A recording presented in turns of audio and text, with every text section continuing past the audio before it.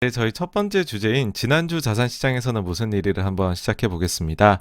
일단 지난주를 시작을 하면서 86번가에서 잡았었던 이슈들이 어떤 게 있었냐를 보시면은 사실 이 빨간색 수요일 밤에 있던 미국의 소비자 물가지수 이게 뭐 알파이자 오메가 모든 것이지 않았나라고 생각을 합니다. 그리고서는 이제 한국만 보게 되면은 이재용 가석방에 뭐 나오는 부분, 그 다음에 이제 저희 채널에서 엔터를 많이 다루다 보니까는 가온 차트 나오는 부분에 대해 가지고서 월간 차트 한번 짚어보고, 그러고서는 매주 나오고 있는 이제 실업 관련 지표, 그러고는 이제 생산자 물가, 그리고 이제 계속해서 봐야 되는 부분이 부채 한도 협상이 잘 되고 있는가, 인프라 법안이 통과될 것인가, 그리고 연준 의장 어떻게 흘러가고 있는가, 뭐 이런 것들을 한번 보셨으면 한다라고 말씀을 드렸습니다. 네. 일단은 월요일에 가게 되면 이재용 부회장의 가석방이 확정이 되었죠. 그런데 이제 삼성 관련주들은 그 이후에 주구장창 일주일 내내 빠졌고, 사실 삼성전자는 좀 큰 폭으로 하락을 했습니다. 다른 이유가 있죠. 요거 뒤에서 한번 말씀을 드리고요. 그리고 이날에 이제 중국 같은 경우에는 골드만하고 JP 모간에서 2021년도 중국의 경제 성장률 전망을 하향하는 그런 보고서가 나왔습니다. 그러다 보니까는 이제 일단은 요 이유 자체는, 주요 이유는 아무래도 델타 변이 코로나가 다시 조금 중국 물론 절대 숫자는 낮아요. 낮지만은 좀 확산이 되면서 경제를 또 락다운을 중국 락다운 같은 것도 지역별로 강하게 하잖아요. 그런 부분들이 중국 경제에 조금 안 좋은 영향을 미치지 않겠느냐라고 해가지고서 하향이 된 면이 있고요. 이게 사실은 뭐 증시에 영향을 많이 미쳤다기보다는 좀 많이 미친 거는 유가 쪽이었습니다. 유가 쪽에 이제 중국 쪽이 이런 식으로 좀 둔화가 된다. 델타 변이가 조금은 우리가 우습게 볼 게 아니구나 라는 생각이 드니까는 이거 원유에 대한 수요가 감소할 수도 있겠다. 뭐 이런 게 들면서 70불 막 이랬었던 WTI가 65불 선까지 내려오게 되는 일이 생겼습니다. 그리고 이제 미국의 경우에는 백신 주식들이 급등을 했어요. 사실 요 전부터 좀 했는데 모더나라든지 바이오엔텍이라든지 노바백스가 이날에는 특히나 다 두 자릿대 상승을 보였습니다. 이유는 뭐 다들 아실 것 같아요. 일단 델타 변이가 확산되고 있고, 그러고서 이제 그 전에 이제 얼마 전에 가격 인상한다는 소식이 나왔었죠. 그리고 부스터샷에 대해 가지고서 미국에서 뭐 CDC에서도 거의 사실상 확정 짓는 듯이 커뮤니케이션을 하면서 백신 주식들이 이제 급등을 했습니다. 한국 시장은 조금 빠졌고요. 중국 쪽은 좀 올랐죠. 그 다음에 미국 시장은 조금 혼조세. 그리고 금리는 야금야금 올라가는 그런 월요일이었고요. 그리고 이제 화요일에 보시면은 이제 크래프톤 대여가 또 상장을 했죠. 대여 상장이 있었고, 주가는 나빴습니다. IPO 공모 가격보다도 낮게 이날 끝이 났죠. 그런 대형주 중에서 그런 건 참 오랜만에 봤던 것 같아요. 그 다음에는 이제 넷마블이, 이날 사실 카카오뱅크가 뭐 이렇게 좀 많이 빠졌었죠. 상장이 계속 주가가 좋았는데, 근데 이제 그날 기타 법인이 계속 찍혀가지고서 뭐 시장에서는 일본의 이제 Y사가 아니냐, 주요 주주 중에서 Y사가 파는 것 같다라고 했는데, 장 끝나고 공시가 나온 걸 보니까 넷마블이었던 것으로 드러났습니다. 사실 이제 넷마블 뒤에서 보면은 또 다른 주식도 매도를 지난주에 합니다. 그 이유는 넷마블이 아무래도 지금 M&A 이야기를 했죠. 이제 글로벌 M&A를 해야 되니까 자금이 좀 필요합니다. 그래서 기존에 지분을 들고 있었던 것들을 좀 매도를 하는 것으로 보이고요. 그리고 이제 미국에서는 이날 바이든 대통령이 밀어붙였던 1조 달러짜리, 사실 이 인프라 법안 저희가 도대체 언제부터 이야기를 했습니까? 그렇죠? 근데 이제야 통과가 되는, 그러니까 역시 생각보다 이 정책이라는 거는 느리게 나오는 것 같습니다. 이날 좀 제가 봤을 때 이제 투표가 어떻게 나왔느냐가 전 더 좀 주목을 해야 되는 것들이 아니었나 생각을 하는데, 일단은 범민주당 계열이 모두 찬성표 던졌고요. 상원이 지금 50대 50이잖아요. 근데 모두 찬성표를 던졌고, 그다음 공화당에서도 찬성표를 던져주면서 69대 30으로 상원에서 통과가 됐습니다.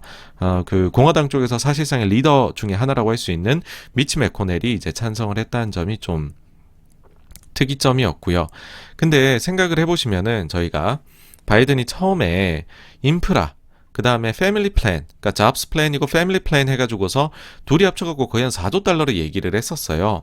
두 개 나눠 놨는데, 근데 이제 지금 1조 달러 여기에는 이 중에서 한 0.5조 달러 정도가 요 법안에 통과가 됩니다. 그러니까 기존에 원래도 뭐 사실상 예산안에 들어가 있던 것들, 그러니까는 뭐 특이함이 없는 기존에 그런 것까지 다 싸그리 모아서지 바이든 대통령이 이야기했던 본인이 인프라 관련해서 이야기했던 부분은 이 중에 절반 정도만 들어간 겁니다. 그래서 나머지 그럼 3.5조 달러가 남는 거죠, 여러분. 요 3.5조 달러에 대해서는 패밀리 플랜이라고 해가지고서 이거를 통과시켜보자 해서 일단은 상원에서 예산 결의안, 일단은 하원으로 공을 넘기는 그거는 이제 통과가 됩니다. 근데 이런 식으로 하게 되면 이건 예산 조정안을 발동을 해야 되는 건데 그럼 상당히 진통이 있을 것으로 예상이 되거든요. 근데 어쨌든 이제 한 걸음은 내디뎠다라고 볼 수 있습니다. 이날 요 안도 보시면은 민주당이 생각보다 뭐 맨친이나 이런 분들에게서 뭐랄까요, 배신하는 표가 나오지 않을까 일부에서는 생각도 했었는데 그런 거 없이 범민주당 계열은 지금 똘똘 뭉쳐 있는 것으로 보입니다. 반대로 공화당 쪽은 모두가 반대를 했습니다. 이제 한 의원이 불참을 했고요. 그 빼고서는 모두 다 반대를 했었던 그런 상황이고요. 그래서 이제 요 3.5조 달러 법안의 경우에는 시간이 좀 걸리지 않을까라는 생각이 듭니다. 자, 이날 사실 이제 코스피는 지난주 내내 빠졌기 때문에 언급할 필요가 없긴 한데, 화요일도 빠져있네요. 0.5%. 상해는 이제 그 중국 정부 규제 때문에 하락을 했었다가 빠르게 반등을 하는 모습이고요. 그 다음에 이제 그 전날에는 보시면 나스닥 오르고 다우 빠졌는데 이날은 다우 오르고 나스닥 빠지고 금리 살짝 오르고 특별할 게 없었습니다. 수요일이 중요했죠. 이제 미국 CPI, 이제 소비자 물가지수 발표됐는데요. 사실 뒤에서 더 자세하게 말씀을 드릴 겁니다. 근데 간단하게만 보면 발표치가 전월 대비 0.5% 예상치하고 동일하게 나왔습니다. 근원 이제 소비자 물가의 경우에는 발표치가 예상치보다 약간 더 낮게 나왔습니다. 이게 얼마 만에 시장 예상치만큼 나온 것인지 이렇게 적어 놓은 이유가요. 지난 이제 4월 수치부터 이게 5월 12일에 발표가 됐었거든요. 지난 4월 수치가 발표된 것부터 4월, 5월, 6월 3개월 연속으로 해서요. 예상치 대비해서 발표치가 너무 높게 나왔었습니다. 4월 보시면요. 0.1이 예상했는데 0.8이 나왔고요. 0.4를 예상했던 5월은 0.6이 나왔고요. 0.5를 예상했던 6월달 수치는 0.9가 나왔습니다. 이처럼 예상치보다 너무 높게 발표치가 나오니까 시장에서 인플레이션이 구조적이다라는 얘기가 나올 수밖에 없었죠. 사실은 일시적이다라는 연준의 말을 곧이곧대로 믿기가 좀 어려웠던 시기기는 했습니다.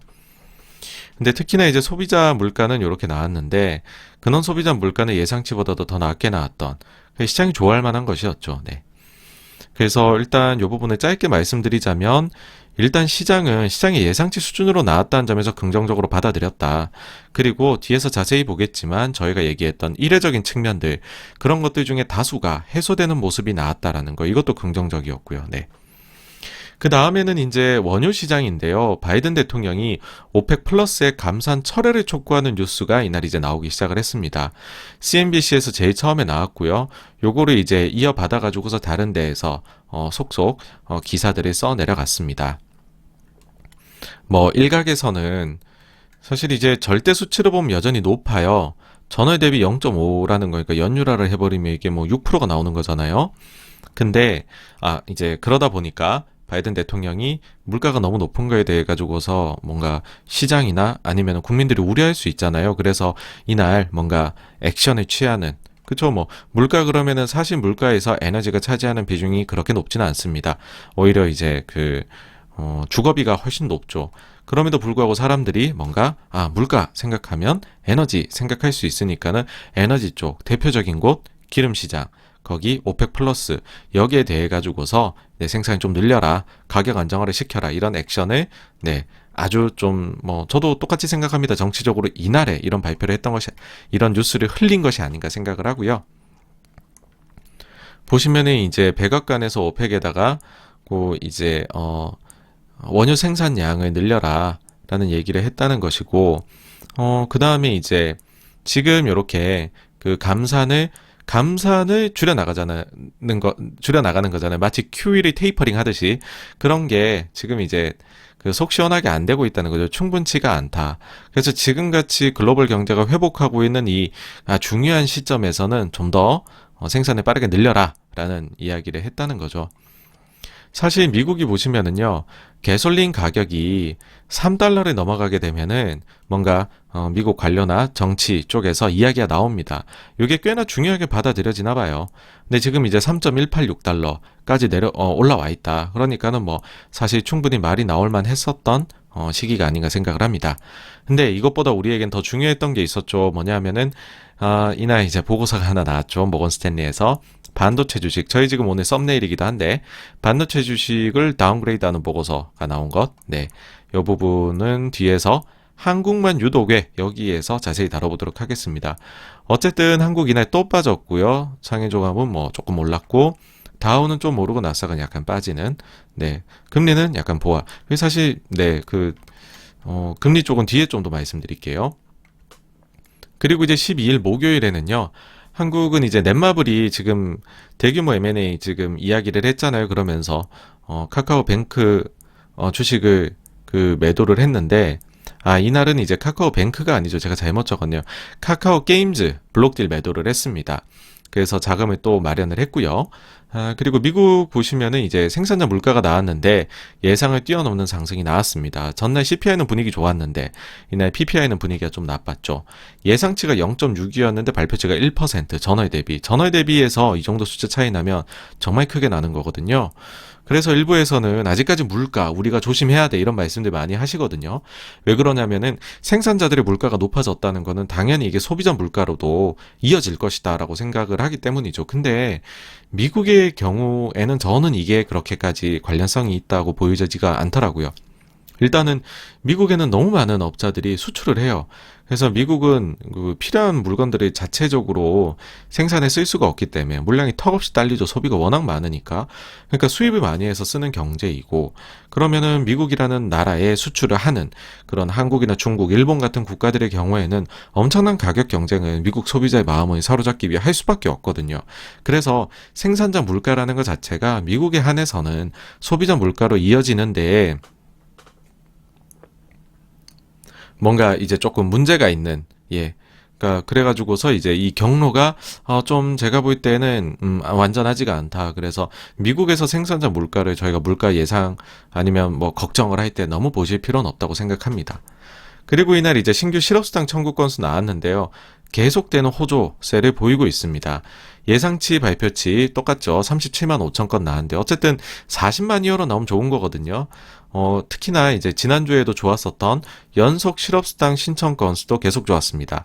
예상치가 290만 건 증가였는데 발표치는 286만 6천 건. 그래서 지금 미국을 보시면 고용 쪽이 좀 가속화돼서 좋아지고 있는 것 같다라는 겁니다. 역시나 코스피 빠졌고요. 그 다음에 다우는 강보합, 나스닥은 조금 올랐던. 네, 그리고 금리 살짝 또 고개를 더 들었습니다. 그래서 1.1까지 간다고 했던 금리가 1.4를 또 이제 이렇게 바라보고 있네요. 13일 금요일에는 사실 글로벌 증시에는 아무 일도 없었습니다. 제가 볼 때는 아무 일도 없었는데 우리만 많이 빠졌죠. 장중엔 더 엄청나게 빠졌었고 엄청나게 외국인들이 매도를 하고 있고 증시 하락을 나타내고 있습니다. 뭐 이제 보고서의 영향이 가장 크죠. 보고서의 영향이. 네. 요건 또 뭐 다시 한번 말씀드리자면 뒤에서 다룰 거고요. 미국채 10년물 보시면 이날 크게 좀 빠졌어요. 7.6bp나 빠졌는데 역시나 보시면은 저는 제가 볼 때는 일단은 이거는 차익 실현성이 강하다고 생각을 합니다. 일단 금리부터 보시면은 이게 이제 1.77까지도 올라갔었던 금리가 사실 그 전에 지금 코로나 이후 저점으로 0.5까지도 내려갔었죠. 이게 원웨이로 해가지고 쭉 해서 올라갔었다가 그 다음엔 또 이제 슬금슬금 빠졌죠. 빠졌다가 보시면은 이제 나름대로의 바닥을 형성을 하고 올라오니까 이쯤 되면은 조금 여기서 분명히 또 이렇게 반대 배팅을 했던 분들도 있을 거잖아요. 좀 차익 실현이 50일 이동평균선 상당히 중요하거든요. 여기 앞두고서는 그래 한번 차익 실현하지 뭐 한 방에 뚫겠어 뭐 이런 심리가 있었던 것 같아요. 제가 보는 이제 미국채 시장은 지금 뭐 과도한 시나리오는 과격한 시나리오는 우리가 배제를 하고 보자는 생각을 계속해서 하고 있습니다. 그러니까 결국에 여기에 영향 줄 게 앞으로 경기, 그 다음에 또 고용이나 CPI 이런 거 물가 나오는 거에 따라서 연준이 어떻게 움직일 것이냐 뭐 이런 것들일 텐데 모두 다 좀 과격한 그런 일은 안 벌어질 것이다 라는 것이 생각이고요. 그러니까 과격하게 안 좋은 일들을 말하는 거죠. 그래서 결국에는 이렇게 이제 적당한 선에서 박스권에 들어가서 일단은 방향을 탐색을 하지 않을까 생각을 합니다. 그 다음으로 이제 유가인데요. 유가 보시면은 유가도 이게 원유 보시면은 뭐 이 저희 코로나 때 난리였죠, 난리였는데 어쨌든 그 이후에 오펙 플러스가 성공적으로 감산 계획을 계속해서 잘 이끌어 나가면서 계속해서 이것도 유가가 올라왔죠. 그래서 유가가 올랐었는데 그 뒤에는 이제 여기에서부터는 좀 뭔가 미국 정부도 그렇고 각종 좀 반발이 나왔잖아요. 그리고 오펙 플러스 내에서도 아이고 감산이 너무 과도하다. 우리는 이러면은 지금 예산안 짜기가 어려워 하면서 자체적으로 더 막 감산하는 걸 줄이고 싶어하는 욕구들이 강했었고 그러다 보니까는 조금씩 이제는 뭐 감산을 줄여 나가고 있는 상황입니다. 여기에 이제 델타 변이까지 좀 겹치면서 유가는 좀 숨고르기를 하고 있는 그런 상황인데 제가 볼 때에도 유가도 사실 코로나 이전보다도 올라왔었던 거거든요. 그러면은 적당히 요 정도 선에서 일단은 네, 시간을 좀 보내지 않을까라고 생각을 합니다. 그리고는 저희가 이제 아무래도 이제 델타 변이에 대해서는 매주 좀 체크를 해야 될 것 같아가지고서요.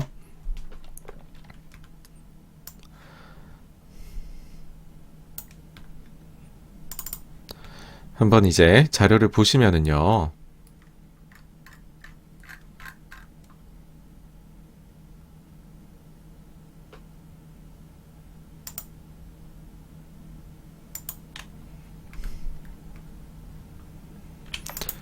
일단은 뭐 저희가 다 볼 필요는 없는 것 같고 저는 이제 주요 국가들이 보라라고 하면은 뭐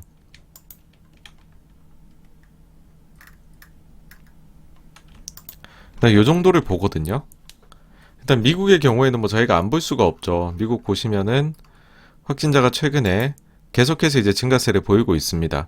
확진자 쪽에서는 계속 증가가 나오고 있고 그러니까 뭔가 웨이브가 한 번 왔고 두 번째 왔고 세 번째 확연히 오고 있죠. 근데 이제 시장에서 크게 반응을 안 하는 이유는 저렇게 확진자가 늘어나는 거에 비해 가지고서는 위중증 백신 많이 맞았으니까 위중증 환자 쪽은 좀 우리가 관리 가능한 것 같다라는 거고요. 영국 같은 경우 보시면은 거의 뭐 확 문을 열어 제꼈잖아요. 근데 보시면은 이렇게 확진자가 그 뒤에 확 늘어났다가 지금은 어느 정도 또 좀 내려와 있는 상황. 그러니까 영국 보면서 다들 이제 델타 그렇게 걱정할 거 아니야 뭐 이러고 있는 게 제일 강하긴 하죠, 여러분. 근데 이제 이제 그 사망자나 이런 쪽들도 어느 정도 관리가 되고 있는 모습. 그 다음에 이제 유럽의 다른 쪽, 그 독일의 경우에도 정말 빠르게 백신을 맞춰 나갔죠. 그러다 보니까는 독일은 정말로 이제 요번 웨이브는 좀 낮습니다. 예. 지난번들에 비해 가지고서는 조금 이제 낮은 지금 상승을 보이고 있고 특히나 이제 사망자 쪽을 보게 되면은 뭐 지금 확진자가 늘어나고 있다는 생각이 거의 들지 않을 정도라고 볼 수 있고요. 난 백신을 맞지 않고 걸려가지고서 지금 집단 면역을 형성한 것만 같은 인도 거의 자로잰 듯이 내려오고 있습니다. 그리고 사망자 쪽도 관리가 되고 있는 모습을 보이고 있고요. 그래서 결론적으로는 아직까지 델타 변이 가지고서 우리가 시장에서 뭔가 리스크 요인을 크게 발견하기는 어려운 것 같다 하는 생각이 들고요. 그 다음에 지금 백신 접종하는 쪽도 보시면은 뭐 역시나 계속해서 올라오고 있죠.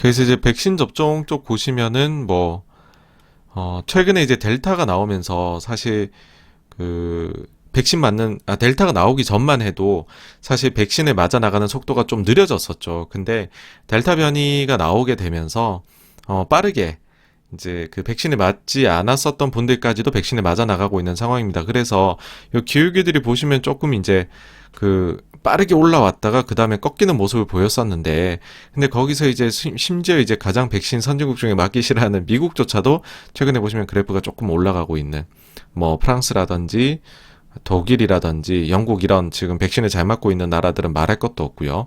그리고 이제 일본도 사실 이제 저희 엔터 때문에 중요하죠. 일본이 빨리 전체가 이제 집단 면역이 돼야지 공연을 할 수 있으니까. 그래서 이런 쪽들도 지금 잘 올라오고 있다. 그래서 백신이라든지 혹은 이제 우리가 델타 변이를 체크를 해 봤었을 때에는 별로 정말 특이한 게 없다.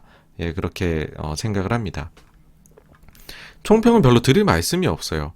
사실 글로벌 정신 너무 좋거든요. 그냥 아주 뭐 별로 그렇게 위험을 못 느끼고서 이런 장이 제일 무섭거든요. 정말 야금야금 올라가는 장. 근데 우리만 빠진다는 거죠. 대체 왜 그러는 거야? 뒷부분에서 자세히 한번 보고요. 다음 주는 일단은 화요일 날에 2분기 한국 실적 시즌 마무리가 됩니다. 중소형주까지 모두 다요. 그래서 실적 한번 체크해 보셔야 될 것 같고요. 그리고 미국 소매 판매 나오죠. 이날 밤에. 그래서 여전히 소비자들이 아주 그 소비를 하기 위해 준비가 되어 있는지 체크를 해보셔야 될 것 같고요. 그리고 이제 주택 쪽 지표는 장기적으로 인플레이션을 이끌 수 있는 요소이기 때문에 중요하다. 그래서 미국 주택 관련된 것들 저희 한번 봐야 될 것 같고, 그 다음에는 7월달 FOMC 회의록이 나옵니다. 저는 이게 좀 기대가 됩니다. 얼마나 찌지고 볶고 싸웠을지 기대가 되고요. 그리고 매주 나오고 있는 이제 실업 지표 보셔야 되고, 그리고 부채 한도 협상 이거 아직 끝난 거 아닙니다. 그 다음에 연준 의장 누가 될지 이야기들, 네, 그런 것들 한번 체크해 보시면 어떨까라고 생각을 합니다. 그래서 다음 주는 제일 중요한 건 아무래도 이거겠네요. 네. 이렇게 해서 여기까지가요. 이제 지난주 자산 시장에 대해 가지고서 한번 살펴보았고요. 네. 다음 주제로 넘어가 보도록 하겠습니다. 네.